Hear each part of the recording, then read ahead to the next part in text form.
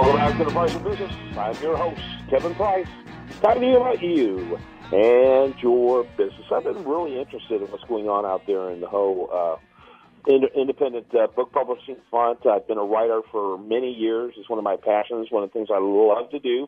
And really, been kind of both intrigued and concerned about what's happening on the publishing front. And we recently did a query with our friends over at Help a Reporter Out, and our next guest responded to that. Michelle Gamble, she's with a company called 3L Publishing. She's a CEO, and loved her insight. You kind of gave me a nice little peek around the corner of what's happening based on what's already happening today, Michelle, and when we conversed last week. Good to talk to you. Yeah, great to talk to you, too. It's a very interesting paradigm shift in the industry, for sure. So, first of all, let's start off by giving the elevator speech, if you will, about 3L Publishing. Well, we are a hybrid publisher, which means we cross traditional with self, but we also do some traditional publishing as well. We've been in business since 2009, and the predictions of the industry changes were really coming probably around 2011 to 2012, and everything that I've been hearing and seeing is definitely coming true. Very interesting. And what were you hearing?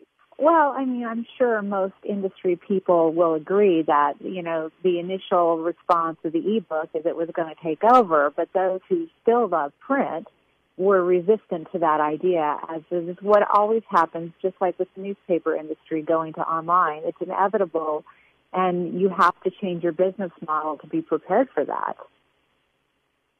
Do you envision a time, let me not jump to that question yet. I'm going to get to that question. What I thought was phenomenal is what you've seen in just the last few years in the number of print books sold versus the number of e-books. Talk a little bit about 10 years ago ratio versus today. Well, the e-books were just barely emerging 10 years ago. I don't think that's the number. I think what you've really seen in terms of the predictions is in the last 5 years. And okay, so talk about what it was like 5 years ago, the ratio. One sporadically to every 20, if that. And so one e-book for every 20 print being sold. Right. And there were, of course, back at that time, we still had Borders, and they had different conversion formats, and the readers weren't as sophisticated as they are now. So children's books, for example, were not even being presented because they were color, and we didn't have color readers, whereas we have Kindle Fire, and we have the other devices, iPad, that can see the graphics. Yep. And now, this is shocking.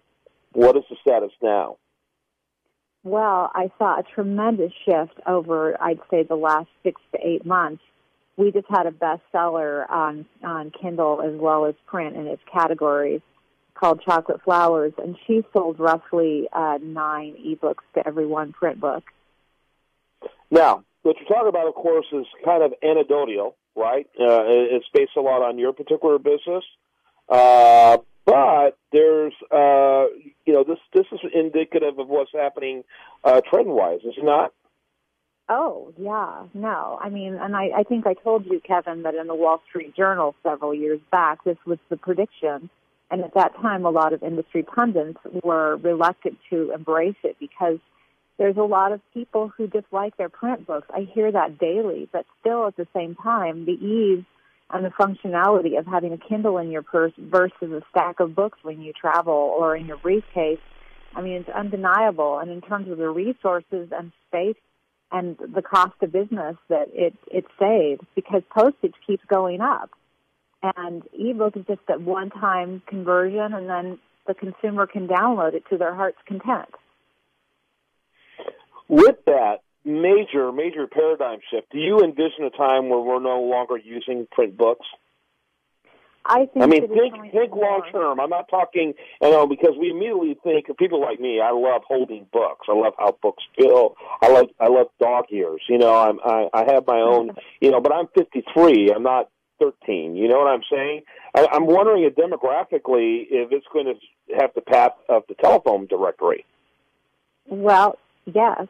And I think that you have to think as a millennial generation that my kids are, 11 and 17. And, yes, my daughter still does pick up those books, but they're on the computer 24/7. They have all these devices. And think about the teenagers who are all standing around texting each other while they're in a group. They are very electronically based and very, very savvy. And I don't think they're going to want to touch print.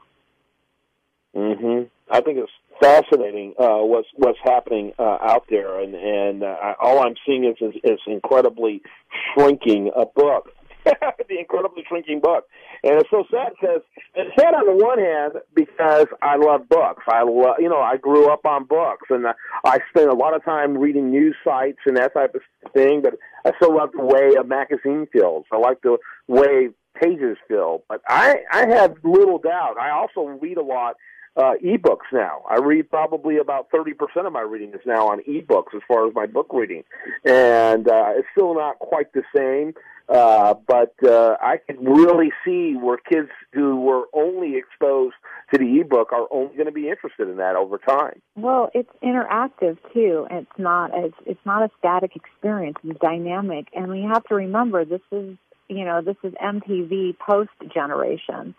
And these folks this is how they interact. This is their norm. Our norm is print. So we resist the idea of being exclusively on a device. But the truth is they don't, and they're the ones that we're leaving our legacy to. Yeah, very good stuff. Final thoughts for the listener on what's going on with the changing in publishing?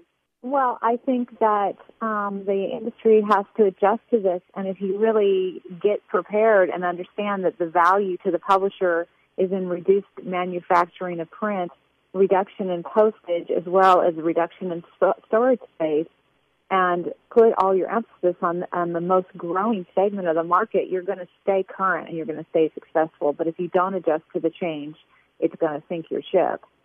Awesome. And your website before we let you go? www.3lpublishing.com. That's the number 3lpublishing.com. You want to mention real quickly how you got that name? 3L means love, light, and literature. My tagline is where right meets light. There you go. Gotta love it. Thanks so much for being with us. Thank you, Kevin, so much for having me on. I appreciate it. You bet. When we come back, much more for you. I do want to remind you, best content here does show up over there at usdatareview.com. While there, like it on Facebook, follow it on Twitter, and you're listening to The Price of Business.